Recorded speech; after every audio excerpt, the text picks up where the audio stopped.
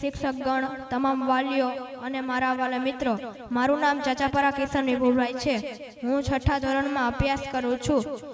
આજે હું તમને ભારતના મહાન સપૂત અને હિન્દવી સ્વરાજના સ્થાપક છત્રપતિ શિવાજી મહારાજ વિશે કહીશ. છત્રપતિ શિવાજી મહારાજનો જન્મ 19 ફેબ્રુઆરી 1630ના રોજ મહારાષ્ટ્રના શિવનેરી કિલ્લા પર થયો હતો. તેમની માતા જીજાબાઈએ તેમને નાનપણથી જ રામાયણ અને મહાભારતના વાર્તાઓ સંભળાવીને વીરતાના પાઠ ભણાવ્યા હતા. જ્યારે તેમના ગુરુજી દાદોજી કોટદેવ તેમને શસ્ત્ર વિદ્યા શીખવી હતી.